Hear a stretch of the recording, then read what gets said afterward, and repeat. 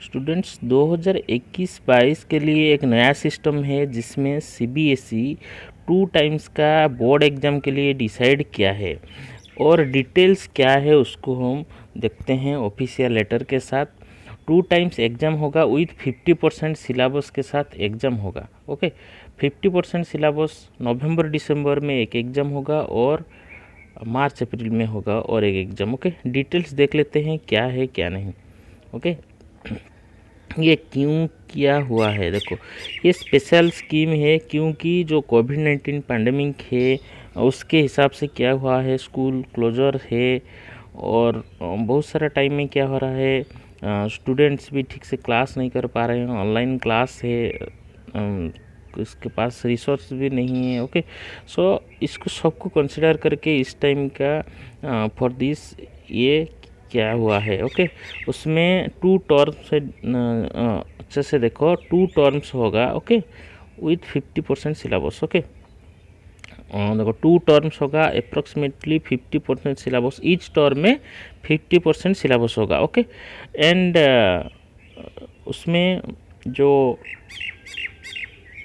एम्फासिस होगा दोनों सब्जेक्ट के ऊपर, एम्फासिस मतलब 2 एग्ज़ाम के होगा, उसमें सिलेबस आपको मिल जाएगा जल्द से जल्द सीबी की तरफ से टर्म 1 और टर्म 2 के लिए। सो लास्ट सेकंड सेशन में जैसे कि हुआ था रिड्यूस्ड सिलेबस उसी के हिसाब से होगा।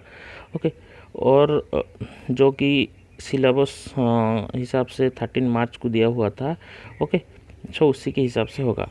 एंड उसमें क्या जाएगा, जो इंटरनल असेसमेंट, प्रैक्टिकल और प्रोजेक्ट वर्क को मोर क्रेडिबल और वैलिड किया जाएगा क्योंकि दिस टाइम जैसे कि प्रॉब्लम हुआ इस टाइम का जैसे प्रॉब्लम नहीं होगा, सो उसको मोर वैलिड किया जाएगा। ओके, देन करिकुलम ट्रांजैक्शन में देखते हैं स्कूल्स डिस्टेंस मोड में कंटिन्यू होगा क्योंकि जैसे कि हर जगह तो इंडिया में हर जगह नहीं होगा। ओके, कुछ पॉइंट में स्कूल भी ओपन होगा। हालांकि ये क्लास 9-10 के लिए। ओके, क्लास 9-10 का क्या होगा, इंटरनल असेसमेंट होगा through out the year irrespective of term 1 term 2। Term 1 term 2 होगा, उसके सिवा क्या होगा, इंटरनल असेसमेंट होगा जैसे कि 3 पीरियडिक टेस्ट है। ओके, सब्जेक्ट एनरिचमेंट है, portfolio, practical work, speaking listening activities, project, ये सभी है इंटरनल असेसमेंट में, ये सभी है।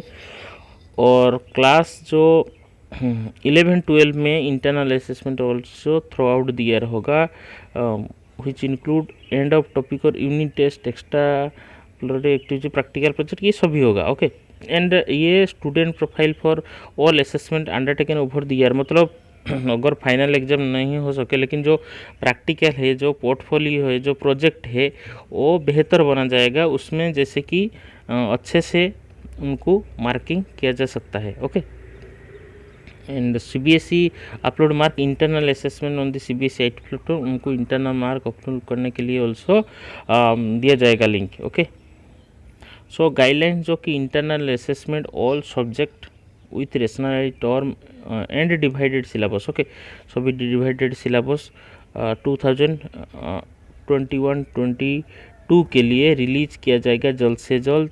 Okay, then also additional sources like sample assessment, question bank, teacher training, ये सभी ऑल्सो मोर रिलायबल और वैलिड असेसमेंट के लिए किया जाएगा। देन टर्म 1 में कैसे एग्जाम होगा, टर्म 2 में कैसे एग्जाम होगा। ओके, टर्म 1 में मैं पहले बोल दिया हूँ कि 50% सिलेबस में होगा। ओके, कितना परसेंट सिलेबस, 50% सिलेबस में टर्म 1 होगा।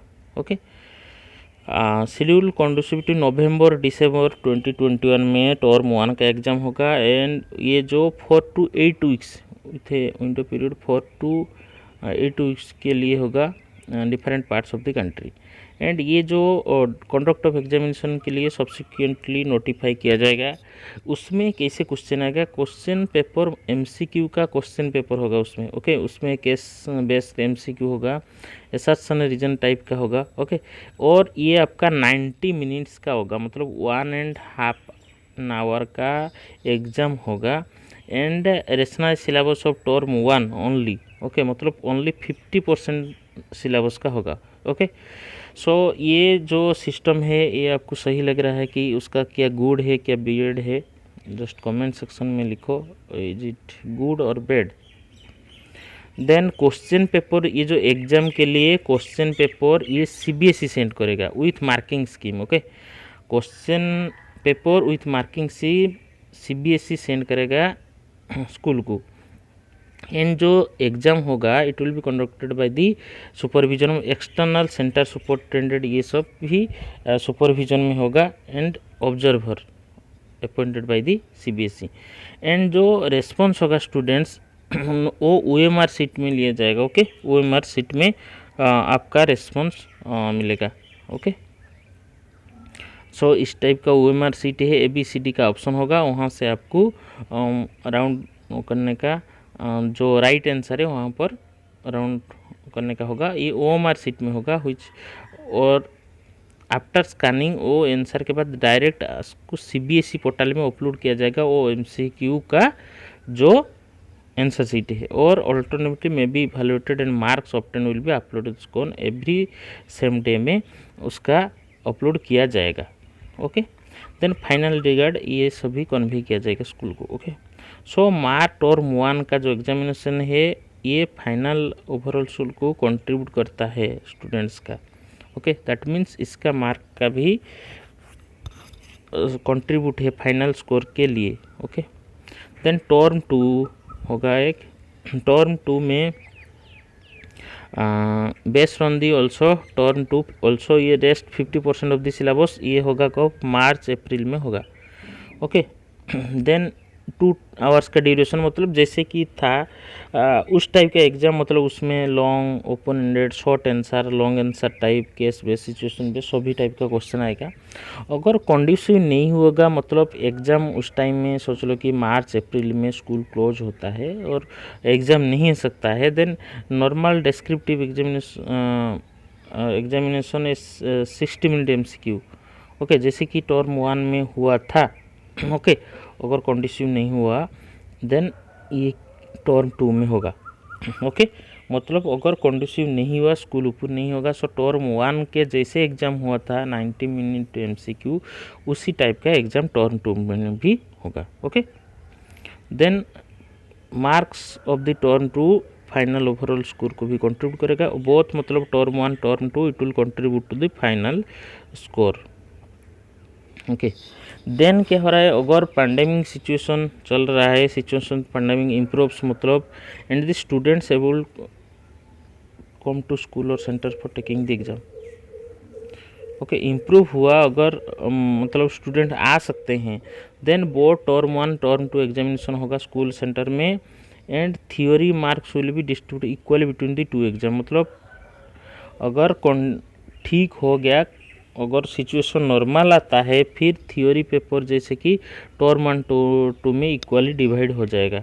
ओके, देन अगर नहीं हुआ, अगर pandemic forces complete closure of school, अगर स्कूल ओपन नहीं होता है, कंप्लीट क्लोजर होता है ड्यूरिंग नवंबर दिसंबर, अगर नवंबर दिसंबर में क्लोज होता है, ओके, नहीं हो पाता है एग्ज़ाम टर्म 1 का, but term 2 exam are held, अगर टर्म 2 एग्ज़ाम होता है स्कूल और सेंटर में होता है।